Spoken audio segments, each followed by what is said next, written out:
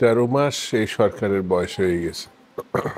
সরকার উদ্যোগ নিয়েছে ফেব্রুয়ারি মাসের প্রথমার্ধে জাতীয় সংসদের ইলেকশন করবে এবং সরকার প্রধান হিসেবে ডক্টর ইউনূস নিজেই বলেছেন একটি ঐতিহাসিক নির্বাচন করবে, জি, ইতিহাসের সেরা নির্বাচনের কথা ইতিহাসের শুনেছি। সেরা নির্বাচন হবে এবং তিনি একথা বলেছেন তার সরকার প্রতিশ্রুতিবদ্ধ ফেব্রুয়ারি মাসে ইলেকশনের ব্যাপারে। এই তিনটি খুব বড় দাগের কথা। ডক্টর ইউনূস একটা জগৎ বিখ্যাত ব্যক্তি আমাদের দেশে, দেশে বিদেশে তার শুধু পরিচিতি না সুপরিচিতি আছে। তো তার কাছ থেকে মানুষ ভালো কিছুই আশা করে, কিন্তু জিজ্ঞাসা যে কোনো কারণে হোক তারা এবং তাদের দলে এই জন্য বলছে ডক্টর ইউনূস উৎসাহিত করার পর গণঅভ্যুত্থানে যারা সম্পৃক্ত ছিল তাদের একটা বড় অংশ একটি নতুন দল গঠন করেছে। যেটা আপনি বললেন, এই নতুন দলের পক্ষ থেকে বলা হয়েছে তাদের চাহিদা মতো যদি না দেওয়া হয়, মানে প্রতীক মার্কা, তাহলে তারা নির্বাচন হতে দিবে না। আবার আজকে আপনার কাছে শুনলাম যে অন্য পার্টির যেসব নমিনেশন মার্কা আছে, প্রতীক আছে, তাদের জন্মেরও আগে এই প্রতীকের জন্ম হয়েছিল, তারা আবার ওই প্রতীক এখন বাতিল চাচ্ছে যদি তারা না পায়।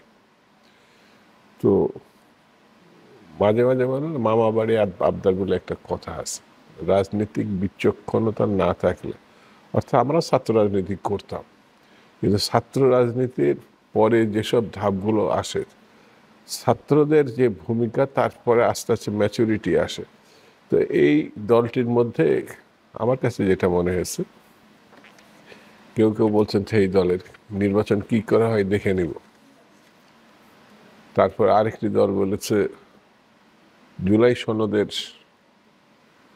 মানে ভিত্তিতে নির্বাচনটা হতে হবে, তাছাড়া তারা নির্বাচন অ্যাকসেপ্ট করবে না, আইনি ভিত্তি লাগবে। যে হ্যাঁ, সেটা তারা আমার কাছে যেটা মনে হয়েছে যে গণতন্ত্রের উত্তরণ যারা চায় তাদেরকে আরো সতর্ক ভূমিকা পালন করে সামনের দিকে যেতে হবে। সেটি হচ্ছে এই জুলাইয়ের সনদ, আমি যতটুকু জানি কম বেশি একটা জায়গায় একটা মতের কাছাকাছি আসছে। সেটি হচ্ছে কিছু মানুষ মনে করছে যে যেদিন নির্বাচন মানে জাতীয় সংসদের, সেদিনই গণভোটের ভিত্তিতে, অর্থাৎ জুলাই সনদের প্যাকেজটা ওর ভিত্তিতে অনুমোদন, অর্থাৎ গণভোটটা করা, অর্থাৎ একই নির্বাচনে দুটো ব্যালট ব্যবহার করা। বিএনপিও এই ধরনের প্রপোজাল এক ধরনের একটা প্রপোজাল আছে। আমার কাছে মনে হচ্ছে এটা বাস্তবোচিত এই কারণে, দুটো নির্বাচন কম সময়ের ভিতর দখল এবং অর্থনৈতিক বিষয়টি এটা সামাল দেওয়া এখনকার পরিস্থিতিতে খুব কঠিন হবে। তো যদি ফেব্রুয়ারি মাসের মধ্যেই করতে হয় তাহলে মাথা ঠান্ডা করে আপনাকে এগোতে হবে। আর যদি কোনো কারণে আমরা এই নির্বাচনে নিজেরাই নিজেদের ভূমিকার কারণে বিঘ্নিত করি, যে সংকটগুলো ইতিমধ্যে দেখা দিচ্ছে, এই সংকট আরো তীব্র হবে।